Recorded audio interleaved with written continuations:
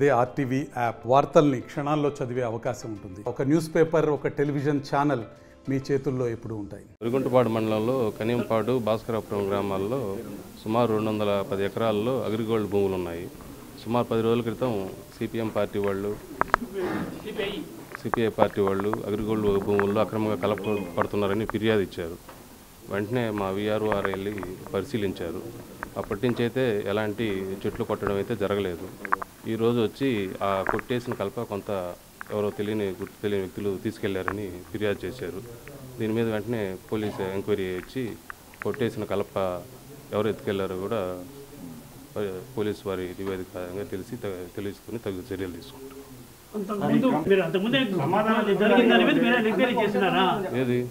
అంతకుముందు కొట్టేశారు, చెట్లు కొట్టేశారు, లారీ లోడ్ వెళ్ళిందని చెప్పి వాళ్ళు కంప్లైంట్ చేశారు. దాని మీద మేము పరిశీలించినప్పుడు కొంత కలప కొట్టేసి ఉంది.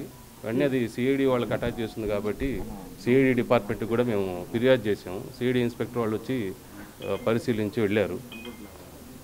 ఏదైనా ప్రభుత్వ ఆస్తులు, ప్రభుత్వ ఆధీనంలో, కోర్టు ఆధీనంలో ఉండే ఆస్తులను మీకు ఒక మెజిస్ట్రేట్ మీ పరిధిలో జరిగితే నష్టాన్ని కంప్లైంట్ ఇవ్వాలా, లేకపోతే మీరే తీసుకోవాల్సిన బాధ్యత ఉందా? మేమైతే ప్రస్తుతం ఎలాంటి కొట్టువేదన జరగకుండా చూసాము. ఇది సిఐడి వాళ్ళకి అటాచ్ చేసిన ల్యాండ్ కాబట్టి సిఐడి వాళ్ళకి కూడా ఫిర్యాదు చేసాము. గవర్నమెంట్ కోర్టు పరిధిలో ఉంది కదా, యాజ్ ఎ మెజిస్ట్రేట్ గా మీరు మండల మెజిస్ట్రేట్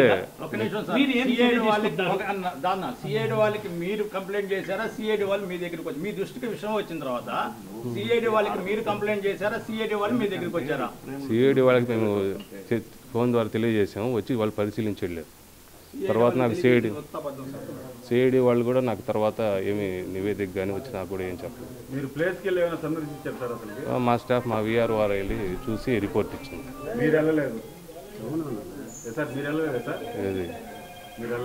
నేను సొసైటీకి వెళ్ళాం, ఫోటోలు తెప్పించుకొని చూసి పరిశీలించాం. సార్, మీకు కంప్లైంట్ ఇచ్చిన తర్వాత సరుకు ఎత్తుకెళ్తున్నారు, ట్రాక్టర్లు అక్కడ ఉన్నాయని చెప్పి అసోసియేషన్గా మేము మీకు కంప్లైంట్ ఇచ్చినప్పుడు ఫోన్ చేసి చెప్పినప్పుడు దాని మీద చర్యలు ఏమైనా తీసుకున్నారా? అక్కడ ట్రాక్టర్లు ఉన్నాయి, ఎత్తుకెళ్తున్నారు, మీ దృష్టికి తీసుకొచ్చాం. సిపిఐ పార్టీ వాళ్ళు ఫిర్యాదు ఇచ్చిన తర్వాత మా విఆర్ వెళ్ళి చూశాడు. అక్కడైతే ఆ రోజు ఎట్లాంటి వెహికల్స్ ఏమీ లేవు. పట్టుకోవడానికి కూడా అలాంటి వెహికల్స్ కూడా తరలించడానికి అలాంటి వెహికల్స్ లేవు. ఏముంది చెప్పడానికి. అక్కడ కేసు పెట్టారు, అక్కడ ఎఫ్ఐఆర్ అయితే 6వ తేదీ. అప్పటి నుంచి పోలీసు వాళ్ళని అడిగితే రెవెన్యూకి సంబంధించినటువంటి వారు సిఐడి వాళ్ళు ఇచ్చిన ఫిర్యాదు గుర్తించాల్సినటువంటి బాధ్యత ఎంఆర్ఓ, అదే రెవెన్యూకి సంబంధించినది. వాళ్ళని గుర్తించే ఈ భూములన్నీ ఇన్ని రోజులు అక్రమాలు సిఐడి వాళ్ళు పోలీసు కంప్లైంట్ ఇస్తే దాని మీద వాళ్ళు ఎంక్వైరీ చేస్తూ ఉంటారు. ఆ ఫిర్యాదు గురించి, సిఐడి వాళ్ళు ఇచ్చిన కంప్లైంట్ గురించి కూడా మా ఆఫీస్కి అయితే ఎలాంటి కమ్యూనికేషన్ లేదు. పోలీసు వారికి ఇచ్చిన కంప్లైంట్ మీద వాళ్ళు ఎంక్వైరీ చేసి తగు చర్యలు తీసుకుంటారు. సార్, అసలు అగ్రిగోల్డ్ ఆస్తులు మీ మండలంలో ఎన్ని ఎకరాలు అటాచ్మెంట్ అయినాయన్నా మీ దృష్టిలో ఉందా? 210 ఎకరాలు ఉంది. 250 ఎకరాలు ఉన్నాయని జీవోతో సహా మీకు పెట్టాం మేము. మరి దాని మీద ఎంత శ్రద్ధగా చూశారు మీరు? 210 ఎకరాలు అంటున్నారు. భాస్కరాపురం కనియంపాడులో 210 ఎకరాలు ఉంది. ఒక్క నిమిషం సార్, 250 ఎకరాలు మీకు అటాచ్ చేసినట్టుగా జీవో కూడా నేనే పెట్టాను మీకు. దాంట్లో తీసి చూడండి. జీవో నా దగ్గర నేను పెట్టాను సార్.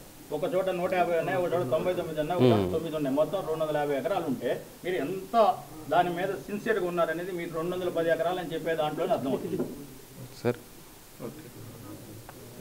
కానీ చాలా అమాయకంగా కోర్టులో సాక్ష్యం చెప్పినట్టుగా జాగరూకతతో చెప్తున్నారు.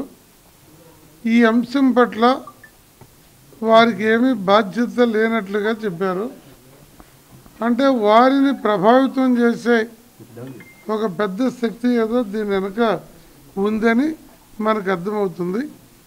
రాష్ట్ర ప్రభుత్వం ఈ విషయం మీద తక్షణం ఎంక్వైరీ చేసి ఈ 30 కోట్ల ఆస్తి కొల్లగొట్టడానికి కారకులైన వారిని, వారికి తోడ్పడిన ఈ ఎంఆర్ఓ గారిని, ఎస్ఐ గారిని, వీరందరి మీద తక్షణ చర్యలు తీసుకోవాలని కోరుతున్నాం. మరి మాకు మీరు చెప్పినాక నేను ఇంతవరకు వెళ్ళలేదు. మా విఆర్ఓని పంపాను, ఇప్పుడు కొడతలేదు. వెళ్ళింది ఉంటే పోలీసు వాళ్ళు చెప్తాము, ఎంక్వైరీ చేస్తాము. ఇనేటువంటి విషయం మీద ముఖ్యమంత్రి గారు, ఉప ముఖ్యమంత్రి గారు తక్షణం స్పందిస్తారని చెప్పి మేము ఈ విషయాన్ని వారికి వదిలేస్తున్నాం.